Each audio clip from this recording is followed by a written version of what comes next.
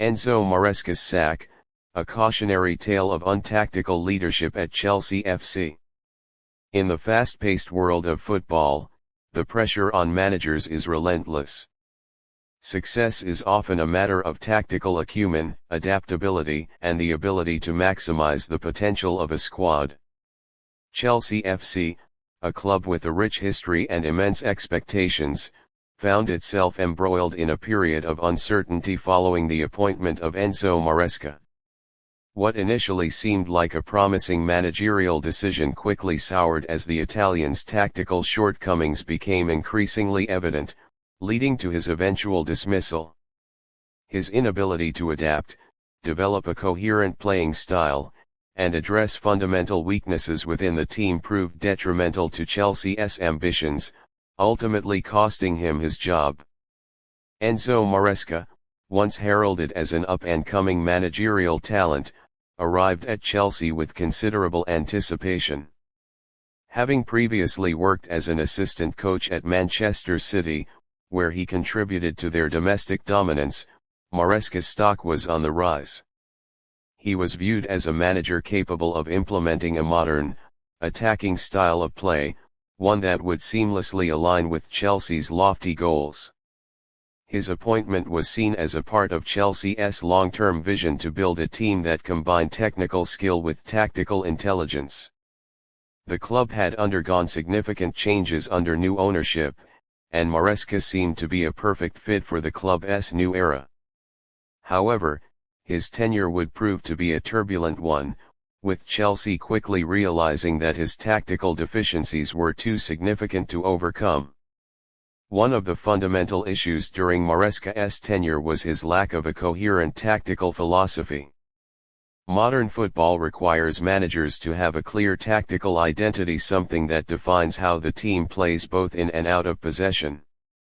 Maresca, however, struggled to establish any consistent identity for Chelsea, resulting in confusion among the players and poor performances on the field. In an era where clubs like Manchester City, Liverpool, and Arsenal have developed clear tactical blueprints, Chelsea's tactical incoherence under Maresca stood in stark contrast.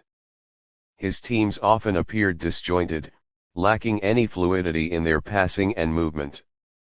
While the Italian coach occasionally set his side up to press high and dominate possession, Chelsea's execution was far from convincing.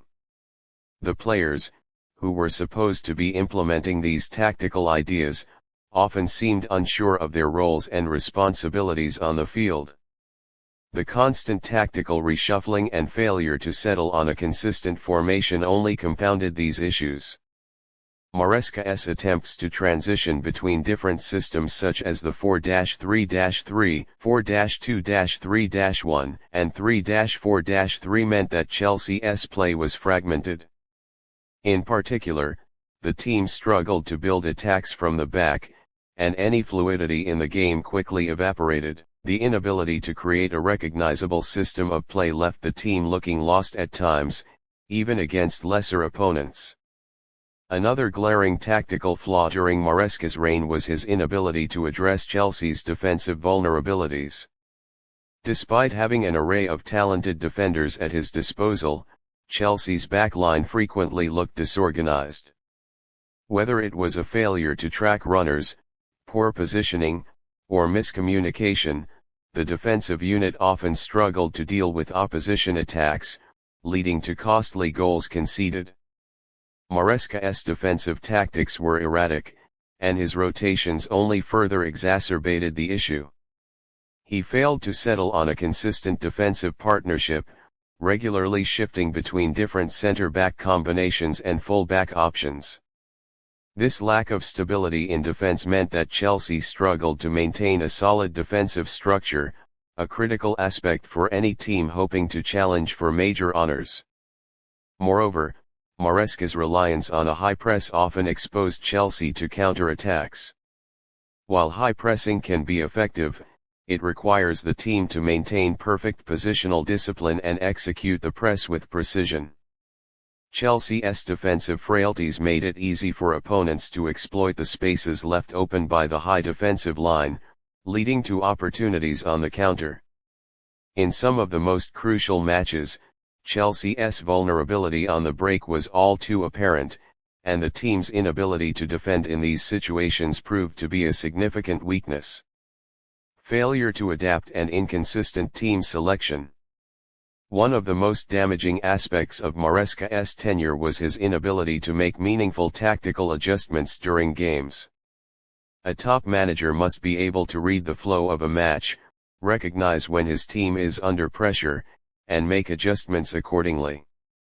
Unfortunately, Maresca struggled in this regard. In several key fixtures, particularly against top six rivals, Chelsea found themselves dominated in possession and struggling to cope with the intensity of the opposition's press. Despite these clear problems, Maresca failed to implement changes that could have turned the tide in Chelsea's favor. Whether it was a change in formation, personnel, or game plan, Maresca's in-game management was consistently lacking. Additionally, his rotation policy appeared inconsistent and often left key players underused or out of position. While squad rotation is a necessity in modern football, Maresca'S frequent changes to the lineup and lack of clarity regarding player roles left the team out of sync. Players like Christopher Nkunku, one of Chelsea's marquee signings, were not utilized in ways that maximized their strengths. By not developing a clear tactical plan around the players at his disposal, Maresca failed to extract the best from his squad.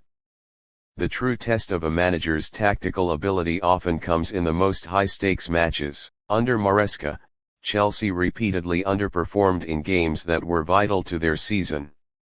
The team's inability to manage key moments whether in attack or defense cost them points and left them playing catch-up in the race for the top positions.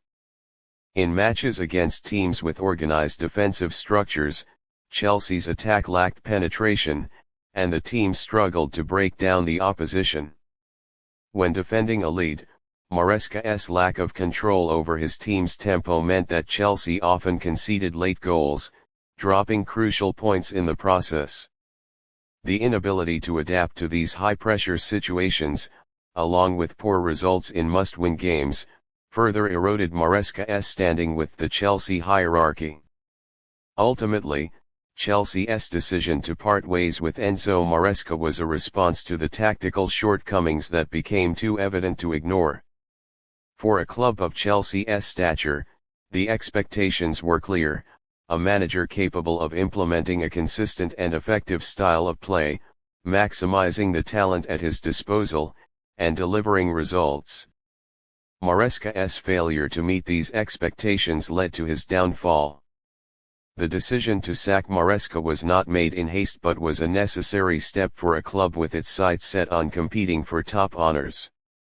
The uncertainty surrounding Chelsea's tactical identity was holding the team back, and without immediate action, further deterioration was inevitable. The appointment of a more tactically astute manager was needed to steer the ship in the right direction. Enzo Maresca's time at Chelsea was marked by untapped potential and untactical execution. While the manager had a strong reputation as a tactician, his inability to establish a clear, effective strategy, manage key moments in matches, and address his team's defensive issues ultimately led to his dismissal. The failure to adapt to the unique challenges of managing a club like Chelsea was the final blow to his tenure. Chelsea's ambitions remain high, and as the club moves forward, it is clear that tactical discipline and adaptability will be at the forefront of their managerial search. Maresca's time in charge may have been short-lived, but it serves as a cautionary tale for managers aspiring to succeed in top-flight football. Without the tactical flexibility, strategic insight, and adaptability required at the highest level, even the most promising managerial careers can come to an untimely end.